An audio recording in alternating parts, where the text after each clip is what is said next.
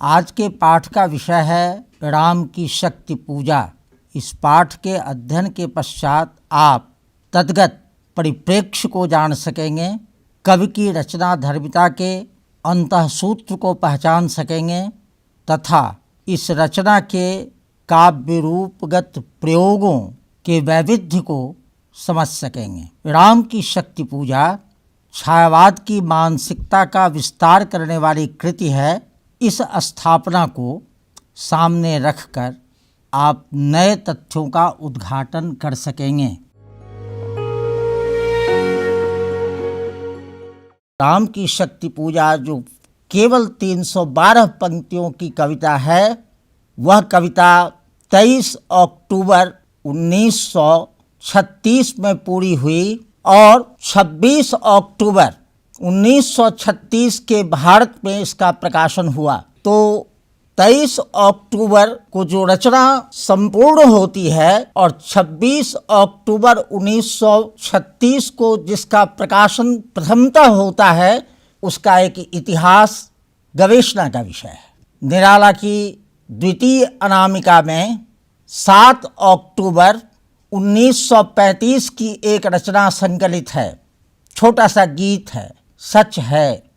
उसकी प्रसिद्ध पंक्तियां हैं, बार बार हार हार मैं गया, खोजा जो हार क्षार में नया, उड़ी धूल तन सारा भर गया, नहीं फूल जीवन अविकच है, यह सच है। यह निराला के पराजय बोध की आत्म स्वीकृति है। यह 7 अक्टूबर 1935 की रचना है।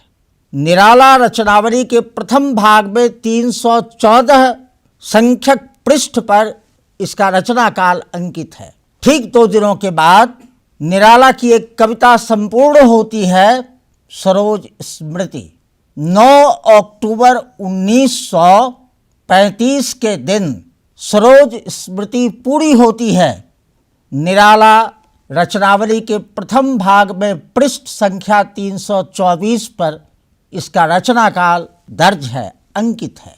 2 दिन पहले की कविता में पराजय की स्वीकृति है और 2 दिन बाद की कविता में, जिसको हम शोक गीत कहते हैं, निराला का विलाप कहते हैं, उनकी स्वीकारोक्तियों का संकलन कहते हैं और बताते हैं कि निराला स्पष्ट शब्दों में कहते हैं कि दुख ही जीवन की कथा रही, क्या कहूँ आज जो नहीं कही।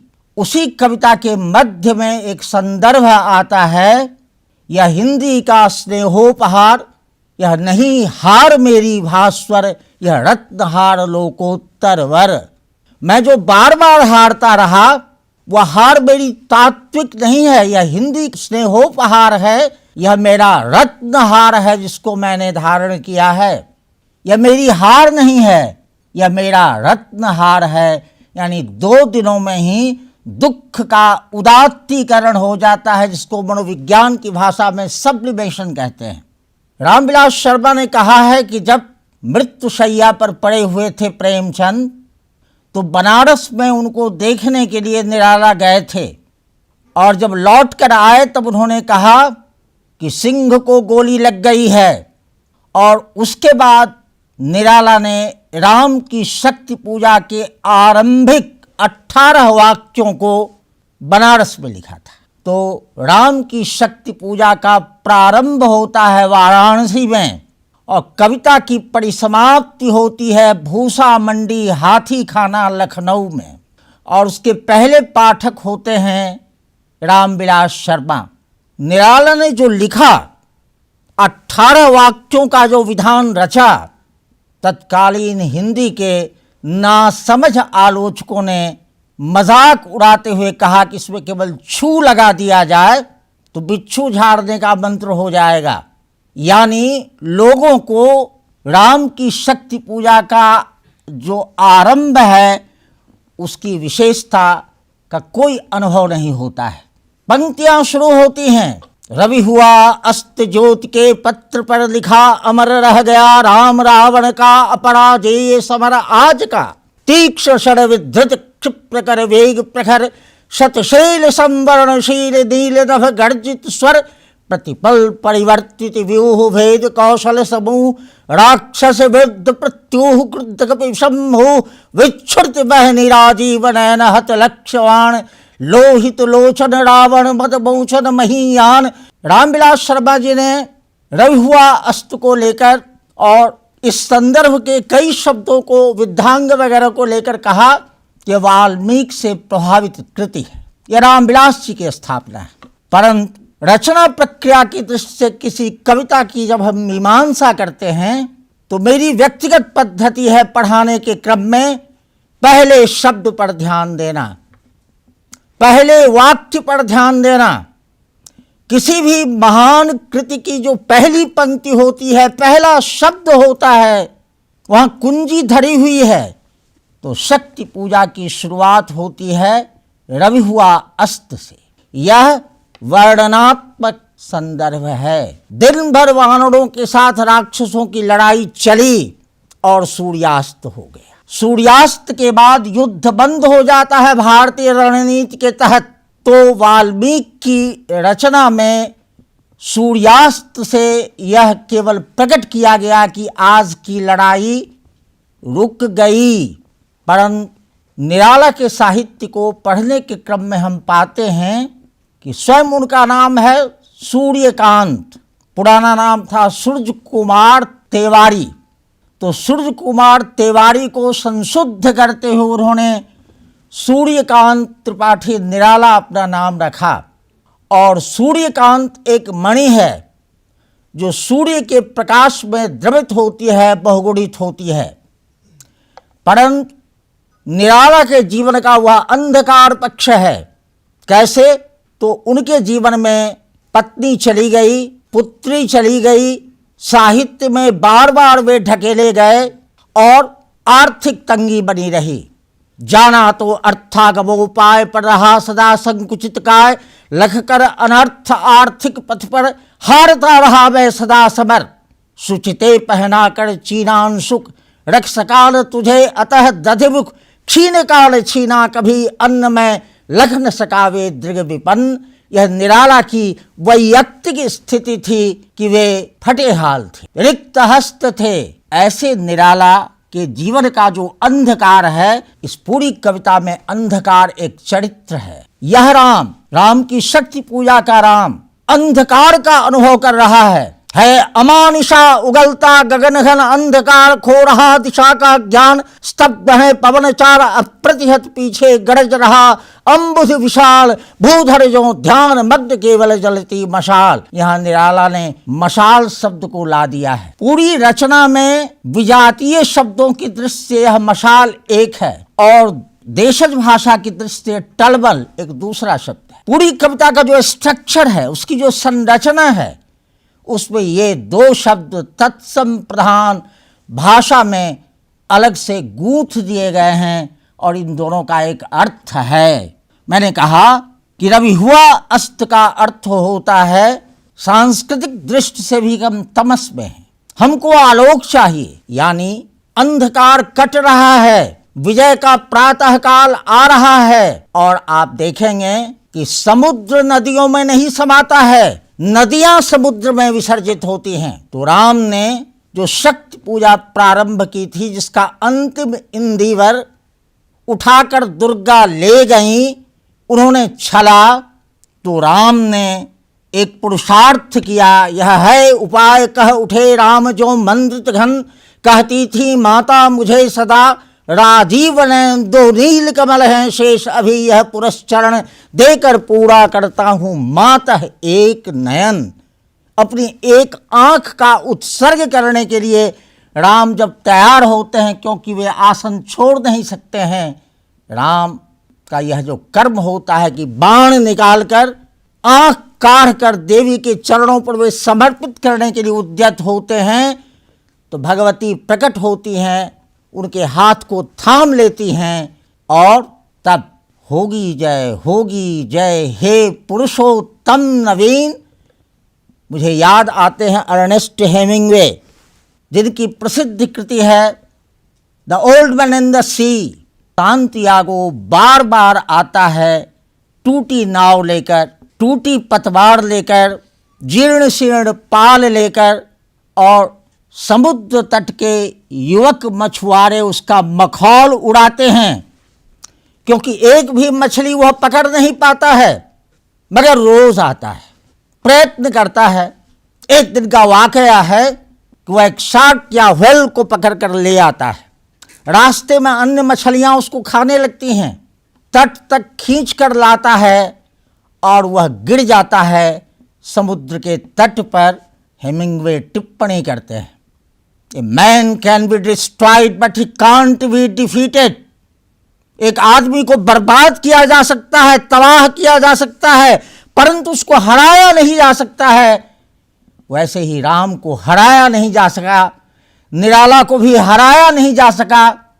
राम की शक्ति पूजा छायावाद के पराक्रम की पराकाष्ठा है। छायावाद की जो काव्य भाषा थी, ललित काव्य भाषा, पंत ने पल्लव के प्रवेश में जिसके संबंध में एक जबरदस्त टिप्पणी की है और जिसको हम कोमलकांत पदावली के रूप में निरूपित करते रहे हैं, वह काव्य भाषा यहाँ खंडित होती है। निराला ने सरोज को कहा है, मेरे स्वर की रागिनी बहनी।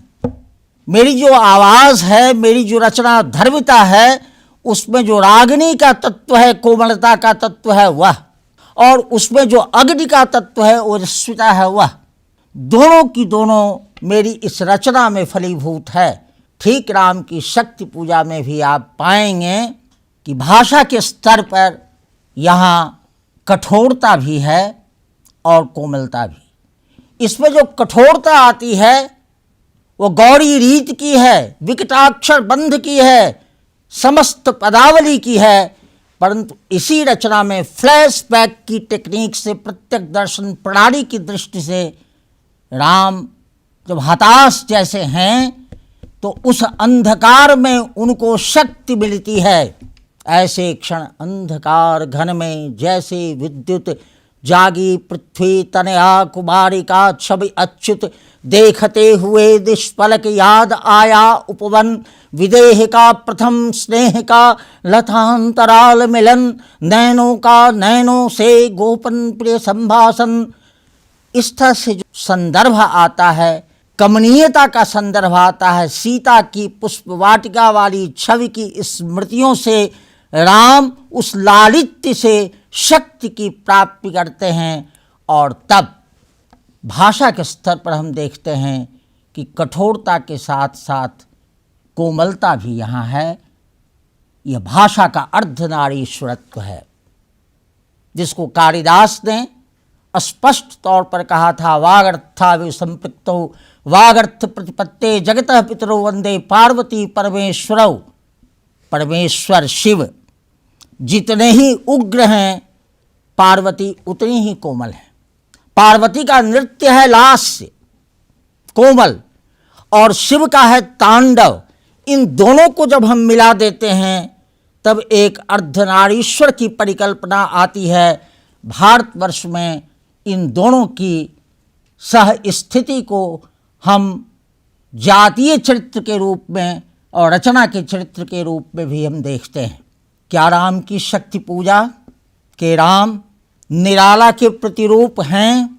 छायावाद को मैं शैली का काव्य माना गया है, आत्माभिव्यंजना का काव्य माना गया है, वह लिरिक का काव्य है, वह गीत काव्य है। परंतु कामायनी और राम की शक्ति पूजा जैसी दो प्रबंधात्मक कृतियां वहां मिलती हैं। कामायनी के मनु में जिस तरह प्रसाद के परिवार के विध्वंस की कहानी है समाविष्ट है, वैयक्तिक संदर्भ जहाँ प्रकारांतर से आते हैं, ठीक उसी तरह राम की शक्ति पूजा के प्रबंधत्व में निराला के आत्म तत्व का संग्रथन दृष्टिगत होता है। धिक जीवन को जो सहता ही आया विरोध, धिक साधन जिसके लिए सदा ही किया शोध, जानकी आह उद्धार प्रिया का हो न सका। राम रोते हैं, मर्यादा पुरुषोत्तम राम, भगवान राम रोते हैं। ठीक वैसे ही जैसे मनवंतर का पहला महानायक मनु रोता है कामायनी में, प्रारंभ ही होता है चिंता सर्ग का, रोते हुए मनवंतर के प्रतिनिधि चरित्र से। हिमगिर के उत्तुंग शिखर पर बैठ शिला की शीतल छां, एक पुरुष भींगे नयनों से देख रहा था प्रलय प्रवाह। तो छायावाद एक रुदनशील काव्य रहा है। इसमें उसकी मानवीयता सन्निहित है। आंसू लिखा गया, उच्छ्वास लिखा गया, परिवर्तन लिखा गया, महादेवी के वेदना संबलित गीत लिखे गए। यानी छायावाद यहाँ से वहाँ तक कातरोक्ति मानी गई, मैं नीर भरी दुख की बदली। यह एक पंक्ति छायावाद को स्पष्ट करती है।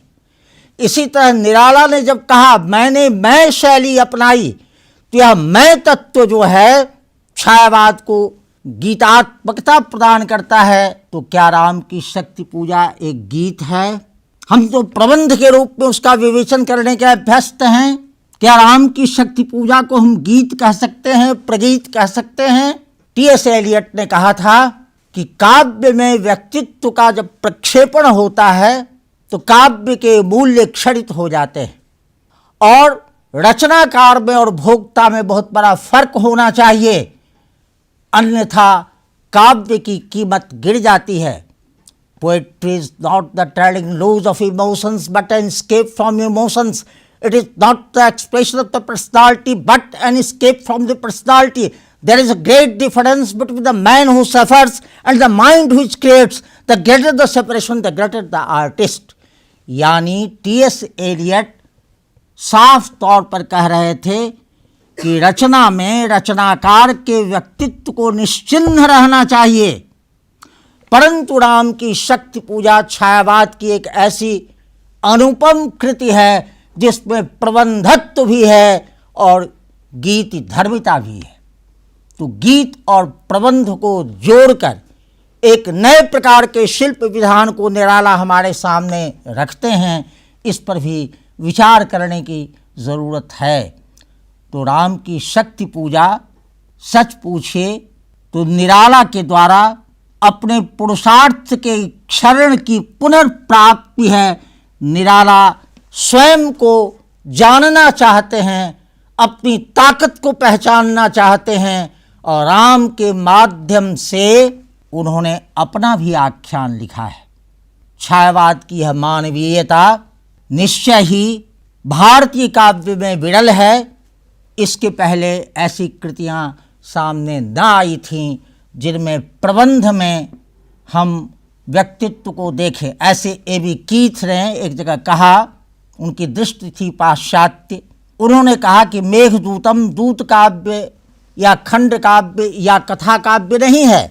मेघदूतम यक्ष की विरह वेदना नहीं है, यह विरह वेदना कालिदास की है, जिसके सूत्र को पकड़कर नागार्जुन ने एक छोटी सी कविता लिखी थी, कालिदास सच सच बतलाना रोया यक्ष की तुम रोए थे।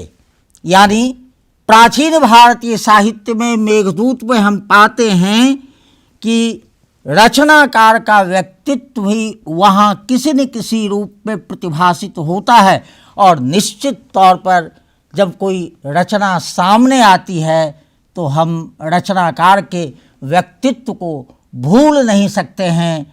तो यह रचना कालजयी इसलिए है कि इसका संप्रेषण युग युगांतर तक मनुष्य मात्र के साथ है।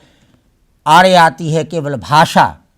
निराला जी के साथ दुर्भाग्य यह था कि बहुत बात चलकर उनको ऐसे चेले मिले जिन्होंने उनका महत्व समझा था और समान धर्मा लोगों में एकमात्र जयशंकर प्रसाद थे जिन्होंने गीतिका की एक पृष्ठ की भूमिका लिखते हुए संपूर्ण निराला को सूत्रबद्ध कर दिया था कि निराला क्या है। और मतवाला के छंद को उन्होंने उद्धृत किया था, अमीय गरल सस सीकर रविकर राग विराग भरा प्याला, पीते हैं जो साधक उनका प्यारा है यह मतवाला। तो निराला को छायावादी प्रसाद ने समझा, निराला को बनारसी दास चतुर्वेदी ने नहीं समझा, निराला को पंत ने भी नहीं समझा, लेकिन निराला को महादेवी ने समझा और संस्मरणों में उन्होंने जिक्र भी किया है। तो कभी कभी ऐसा होता है कि संस्मरणों के आधार पर भी हम किसी रचना के मूल्य का निर्धारण कर सकते हैं। आप राम की शक्ति पूजा को जब भी पढ़ें तो मेरा निवेदन है कि आप इस दृष्टि से पढ़ें कि यह शक्ति की राम पूजा है। 35-36 का जो समय था, ब्रिटेन की सत्ता थी, चारों तरफ कालिमा थी, नेतृत्व दिग्भ्रांत था, रास्ता सूझ नहीं रहा था। ऐसे समय अमानिशा के ऐसे वातावरण में केवल जलती मशाल, मशाल क्या थी? यह राष्ट्रीय जीवन का संदर्भ है। सारे आंदोलन निस्तेज पड़ गए थे। कांग्रेस का आंदोलन, सविनय अवज्ञा आंदोलन कुचल दिया गया था।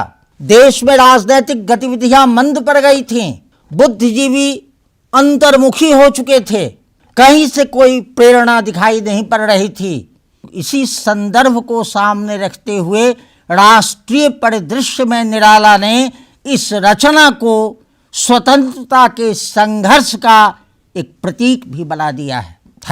अमानिशा उगलता गगन घन अंधकार, खो रहा दिशा का ज्ञान, स्तब्ध है पवनचार, तमाम आंदोलन रुक गए हैं, स्तब्ध है पवनचार, और अप्रतिहत पीछे गरज रहा अम्बुधि विशाल। इंग्लैंड जिसकी नेवी फोर्स, जिसकी नौसेना बड़ी जबरदस्त थी, समुद्र पर जिसका शासन चलता था, उस समुद्र में उत्ताल लहरें उठ रही थीं, टकरा रही थीं लहरें, एक विभीषिका पैदा हो रही थी। उस परिस्थिति को काव्य की लाक्षणिक शैली में व्यक्त किया है। अर्थ को समझने के लिए इस प्रक्रिया को पकड़ना होगा। अमानिशा उगलता गगन घन अंधकार, खो रहा दिशा का ज्ञान, स्तब्ध हैं पवनचार, अप्रतिहत पीछे गरज रहा अम्बुधि विशाल, भूधर ज्यों ध्यान मग्न। ये देश के प्रोफेसर हैं, देश के पत्रकार हैं, देश के लेखक हैं, बुद्धिजीवी हैं। भूधर ज्यों ध्यान मग्न, केवल जलती मशाल। हिमालय पर जब दिनकर ने कविता लिखी थी तो जड़ हिमालय को संबोधित करते हुए कहा था कि तुम कर क्या रहे हो? तुम चुपचाप जो बैठे हुए हो, देश का इससे क्या हित होने वाला है? देश तो लुट गया। तो भूधर प्रतीक हो जाता है जड़ का। तब ये मशाल क्या है? भारतीय राजनीति में जब आप गहराई से प्रवेश करेंगे तो इतिहास की खोह में जब जाएंगे तो लगेगा आपको कि लाला हरदयाल ने एक गदर पार्टी की स्थापना की थी। ईरान से होते हुए कनाडा तक उसका विस्तार था और उसके झंडे का चित्र था मशाल। वो क्रांति का प्रतीक था। यानी जो सशस्त्र आंदोलन करने वाले लोग, जो कामागाटा मारू जैसे जहाज पर हथियारों को भेजने वाले लोग थे, निराला ने बड़ी खूबी से उसकी ओर संकेत किया। अंग्रेजों को अगर इसकी व्याख्या कर दी जाती तो यह कविता भी जब्त हो जाती, क्योंकि केवल जलती मशाल के द्वारा गदर पार्टी के कार्यकलापों की ओर इशारा कर रहे हैं। और यह भारत माता की भी यहाँ जो शक्ति हैं उनकी भारत माता के रूप में भी परिकल्पना की जाती है। और इसके जो हनुमान हैं, जो अहरनिश आग उगल रहे हैं, ज्वालामुखी पहाड़ की तरह जो बिल्कुल आग्नेय व्यक्तित्व रखते हैं, वे क्या हैं? उस समय का जो क्रांतिकारी आंदोलन था, जिसको आतंकवादी या टेररिस्ट मूवमेंट कहते थे अंग्रेज, चंद्रशेखर आजाद और भगत सिंह के दल को जिससे जोड़ा जाता था, हनुमान उसी उग्रवाद के समर्थक के रूप में सामने आते हैं। आप देखेंगे कि जब राम रो पड़ते हैं, शक्ति की विडंबना को देखकर जब राम की आंखों से आंसू चू पड़ते हैं, तो एकाएक आवेश में आते हैं हनुमान और वे कहते हैं, ये अश्रुराम के आते ही मन में विचार उद्वेल हो उठा, शक्ति खेल सागर अपार हो, श्वसित पवन 49 पिता पक्ष से तुमुल, एकत्र वक्ष पर गिरा वाष्प को बहा अतुल, शतघूर्णावर्त तरंग भंग उठते पहा, जल राशि राशि जल पर चढ़ता खाता पछार। तो यह जो समुद्र के उद्वेलन का वर्णन है। भारत में जब यह कविता छपी 26 अक्टूबर के अंक में, तो प्रेस के भूतों ने एक गलती कर दी। हम पढ़ाने वालों को इस पर ध्यान देना चाहिए। बहुत दिनों तक राम की शक्ति पूजा का जब अध्यापन होता था तो जलराशि, जल और रास के बीच में हाइफन, और फिर राशि और जल के बीच में हाइफन, जबकि बांग्ला भाषा का यह प्रयोग है राशि राशि, ढेर ढेर, राशि राशि यानी ढेर ढेर, जल, राशि राशि, जल पर गिरता खाता पछाड़, इधर की जलराशि इधर, इधर की जलराशि इधर, यह गिर रही है। और यह जो जलराशि है यह समुद्र के उद्वेलन का वर्णन तो करने वाली है ही, उस समय के क्रांतिकारी आंदोलन को भी बिंबित करने वाला एक प्रतीयमान अर्थ देने वाला संदर्भ है। राष्ट्रीय फलक पर यह कविता जब सामने आती है, वैयक्तिक फलक पर हमने देखा, रचना के फलक पर देखा, वह राष्ट्रीय फलक पर देखेंगे जब जामवंत कहते हैं कि शक्ति की करो मौलिक कल्पना, करो पूजन। तो शक्ति की मौलिक कल्पना क्या है? बहुत लोग इस पर बहुत तरह की बात करते हैं। शक्ति की मौलिक कल्पना क्या हो सकती है? तो जामवंत की सलाह पर जो दृश्य देखते हैं राम, देखो बंधुवर सामने स्थित जो भूधर, सत हरित गुल्म तृण से श्यामल सुंदर, पार्वती कल्पना है इसकी मकरंद बिंदु, गरजता चरण प्रांत पर सिंह नहीं सिंधु। ब्रिटिश सत्ता का जो सिंधु है उसको देवी के चरणों से अपदस्थ कर दिया जाता है। देवी के चरणों में जो सिंह है, आप देखेंगे कि सिंह निराला का एक बहुत ही महत्वपूर्ण प्रतीक है। जागो फिर एक बार को आप याद करें, सिंहों की मात में आया है आस्यार, जागो फिर एक बार। यह मात भारत है, यह सिंहों की मात है। यहाँ सियार बोल रहे हैं, यह निराला का कष्ट है।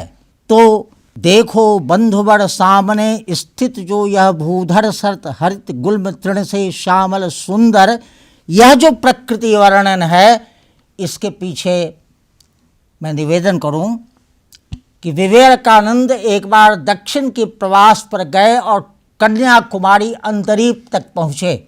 वहाँ से उन्होंने समुद्र में छलांग लगाई, एक छोटे से टापू पर तैर कर पहुँचे और उत्तर की दिशा में ताकने लगे। आज भी उस स्थल को विवेकानंद रॉक्स कहते हैं। विवेकानंद ने वहाँ बैठकर भारत माता की मूर्ति को देवी की मूर्ति से उपमित किया था। निराला ने ठीक यही ग्रहण कर लिया था और तब राष्ट्र को देवी की शक्ति से जोड़ते हुए एक तरफ उन्होंने राम कथा लिखी, जिस पर लोग कहते हैं कि कृत्तिवास ओझा की जो बांग्ला रामायण है वहाँ उसका अनुकरण है। कुछ लोग कहते हैं कि देवी भागवत में विष्णु ने जो शक्ति की आराधना की थी उसका अनुकरण है। मगर मौलिक कवि वह होता है जो प्रभावों को आत्मसात कर अपनी प्रतिभा की भट्ठी में गलाकर एक नया द्रव्य पैदा करता है। राजशेखर ने काव्य मीमांसा में अर्थहरण पर, साहित्यिक चोरी पर विचार करते हुए कहा है कि बनिया जरूर चोरी करेगा और कवि जरूर चोरी करेगा, मगर जो चोरी को पचा लेगा वो बनिया महाजन हो जाएगा, और जो कवि चोरी को आत्मसात करके पचा लेगा वो महाकवि हो जाएगा। हमने किसी की हंसुली चुरा ली और उसको कंगन बना दिया, कंगन के रूप में ढाल दिया। हमने किसी का चंद्रहार चुरा लिया और उसको हमने टॉप्स के रूप में ढाल दिया, चूड़ी के रूप में ढाल दिया। तो चीज वही है, द्रव्य वही है, परंतु उस द्रव्य को हम बदल देते हैं। प्रतिभा का मूल अर्थ यही है, प्रतिभा, व्युत्पत्ति और अभ्यास, ये तीन बातें कही गई हैं। अच्छी प्रतिभा बिना विद्या के नहीं होती है। निराला पंडित कवि थे और अभ्यास भी करते थे। तो उन्होंने कहा, पंत पर लिखते हुए, पंत और पल्लव में पंत की चोरी पर विचार करते हुए उन्होंने गंभीर इल्जाम लगाए कि इन्होंने रविंद्रनाथ ठाकुर से चुरा लिया है और पंत की विफलता रेखांकित की है। निराला की रचनाओं की चूड़ी की ओर भी ज्योति प्रसाद मिश्र निर्मल जैसे आलोचक ने लगातार लिखा, ऐसा लिखा कि निराला तिलमिला गए थे। 1923 में जो पहली अनामिका छपी थी, आज उसकी प्रतियां नहीं मिलती हैं, निराला ने नष्ट करवा दी। उसकी अधिकांश कविताओं पर असर टैगोर का देखा गया था और निराला को यह गवारा नहीं था कि कोई कहे कि उन्होंने किसी का अंधा अनुसरण किया है।